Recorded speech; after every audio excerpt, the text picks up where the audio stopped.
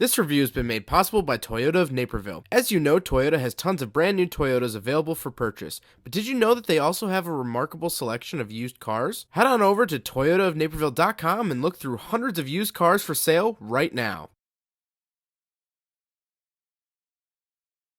Alright, what's up guys? My name is Zach and today I am driving a 2002 Toyota Corolla S. Up front is a 1.8 liter inline 4, and down below is a 4-speed automatic transmission. Now I'm super excited to be driving this here Toyota Corolla S for a couple of reasons. First of all, I've done a Corolla from this generation, but not this body style. This generation ran from 1998 to 2002 with a update in the year 2000, and this is the updated facelifted of the E110. But the second reason I'm excited is because this is the S. It gets some slightly sportier features, being the sport model, and we'll talk about that a little bit later on. But before we get back to the rest of the video, if you are interested in helping out the channel, please click some of the links in the description below from our awesome sponsors. We have Con Plates, which is a suction cup license plate mount. We have Cash for Cars if you want to sell your vehicle in the easiest way possible. And we also have the fixed OBD2 Bluetooth sensor that will pair right to your smartphone. Every purchase or quote goes to helping the channel, and it's greatly appreciated. But let's get back to the video. Let's get back to that 1.8 liter under the hood. It is a 1ZZFE engine, and it is a dual overhead cam variable valve timing engine, which was actually an update for the year 2000. So with the facelift, we actually got variable valve timing, where the first half of this generation did not. The 1ZZFE is also a very popular engine across Toyota's lineup. I've driven a Toyota RAV4 with it, as seen here. I've also driven a Toyota MR2 Spider, as seen here with it. Also, if you're a big fan of the first-gen Lotus Elise, same engine there. It makes about 125 horsepower, 125 foot-pounds of torque as well. So it's not a very powerful engine here in the Corolla S, but it's light, fun, and buzzy. You know, I'm actually having a lot of fun driving this car. Like I said, paired to a 4-speed automatic transmission. However, you could also get a 5-speed manual, which was actually better on gas, as well as obviously more fun to drive, but unfortunately this is the automatic version. Last but not least about the drivetrain, the 2002 Corolla S is front-wheel drive. So let's talk about the interior. We have some interesting S pieces to talk about in here, but first of all, you'll notice that everything is black. And I have the privilege right now that Toyota actually has another 2002 Toyota Corolla LE on the lot. However, I chose the S over the LE. I think the S is more interesting. But this is that beige interior you could get as well, brown, tan, whatever you want to call it. That sort of interior is available on this generation as well, but this is the black interior. This is the sporty interior. In front of me, to emphasize that sportiness, we have some red gauges. On the left is my coolant temperature, then I have my tachometer. On the right, I have my speedometer, and to the far right, I have my fuel. Moving on to the steering wheel, I don't get any buttons besides a little cruise control stalk. I get red stitching, perforated black leather with the Toyota badge in the center, surrounded by what looks like a gear.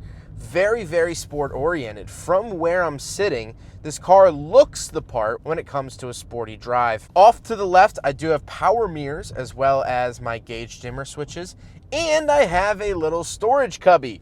That is for storage only.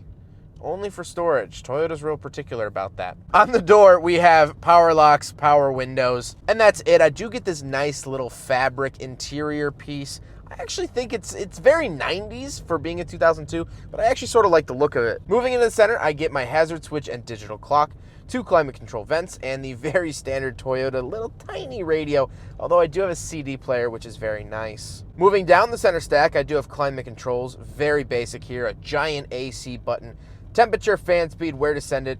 That's pretty much it. I do get a rear defroster, which is rather nice. Then I get a giant cubby. Now, this one doesn't say for storage only, so you can do whatever the heck you want with this. And it is very sizable. However, it's very tall and doesn't really have a lip, so anything that might roll around, I would highly suggest not putting in here, because the cigarette lighter was actually hanging out in here, and any corner I took sounded like my car was full of marbles, so just keep that in mind. Then I do have a little push-out cup holder, so we will do a big friggin' bottle test here in the Toyota Corolla from 2002, and it fails. I wasn't really expecting it to pass, but for sure fails. Then we have an ashtray and cigarette lighter / 12 volt outlet. And then we come to the shifter. Unfortunately, it is the automatic. However, it looks nice, presentable. It's the very typical Toyota shifter I've come to know and love from this era. And nothing too special. Then I do have a handbrake, and I have a 12 volt 120 watt outlet right by the handbrake. That is really, really nice. Then I get a little center console, can rest my arm on or store some things in. And then we gotta talk about the seats. Like I said with the other Corolla, you can also find these seats in tan, but these are the black cloth seats. They're decently comfortable enough. You know, they aren't Rolls-Royce seats. They won't quite massage me. But this is the S. The S was a lower trim level of the Corolla. And so these seats are par for the course. Speaking of seats, we do have back seats. So let's go do a back seat review. All right, so we're in the back of the 2002 Toyota Corolla S. Couple of things to note back here. First of all, my head is hitting the ceiling. I'm 5'11". It is what it is. This is where you really start to notice that the Corolla is a smaller chassis. This is more of a base model, things like that. I do have fold-out cup holders down here, no center console, black cloth seats, manual locks. That's pretty much it. That's really all I have to tell you for today. However, we do have a trunk and cargo space, so let's hop around back and take a look at that, and then we'll talk about the looks. All right, so we're on the back of the Toyota Corolla S from 2002. Pop the trunk. Of course, we have some floor mats here because it is a used vehicle.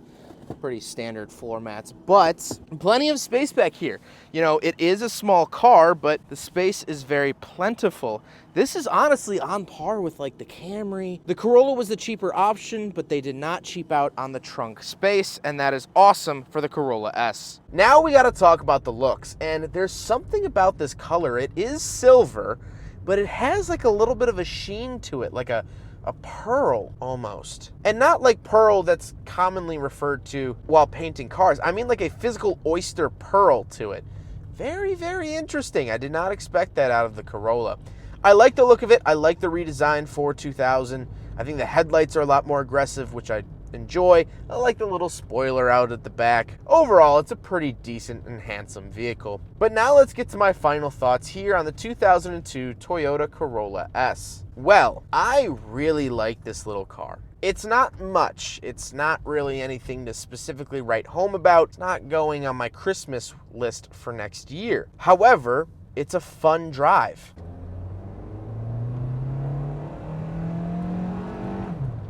Yeah, that's what I'm talking about. It's enjoyable and it's light on its feet. You know, this era of cars I think is going to become more and more popular. Not to mention the 1ZZ is a very, very popular engine. People love using it. There's a lot of modifications you could do to it. You could turbo one of these if you really wanted to. And with that being said, I wonder why these haven't caught on as much as EK Honda Civics have. Why is that? Because in its base format, this feels the same as an EK Civic. Is it just because there's less aftermarket support? I don't quite know. I think everything in here is presented really well. Now you have to remember that the S was pretty much close to a base model, and they just gave you some sporty features to make you feel good about yourself. Most manufacturers will designate a car a sport model when it doesn't have all the features of the other one, because this is actually lighter than those other ones because they're not bogged down by those extra features. But that's like calling me a lightweight just because I'm standing next to the Hulk. But I digress. I think the steering wheel in here is really, really helping this whole situation. I think it makes it feel a lot more modern. I feel like I'm in like a 2009 Toyota Matrix when this is a 2002, 7 years prior. That's pretty good for a steering wheel. I like all of the black in here. I think it does add to that sporty feel. I like the red gauges. I think that was a really nice touch, something Toyota didn't have to do. And at the end of the day, this is a fun car to drive. I hope that these start to get the recognition they deserve and people continue to modify these. I hope that these don't fall into their Geo Prism cousins path where they just became Gambler 500 cars, beaten up and destroyed. I think a gutted one of these could be pretty fun out on the track, because even not gutted, that buzzy engine is enjoyable. It's what's in the MR2, it's what's in the Elise, and that's pretty flippin' cool. Huge thank you to Toyota of Naperville for letting me take out their Corolla, as well as letting me check out their other Corolla. I didn't really see a whole point in filming both of them fully, but if that's something you guys want, I can absolutely do that. Toyota Naperville is absolutely awesome. We're celebrating 3 years of working together, and I just can't believe time has flown. Never had a bad experience with them. They're absolutely awesome. If you're looking for a vehicle in the Chicagoland area, please check out Toyota of Naperville. But I hope you guys enjoyed the video. Don't forget to rate the video, comment on the video, and subscribe if you really liked it. Take care, guys.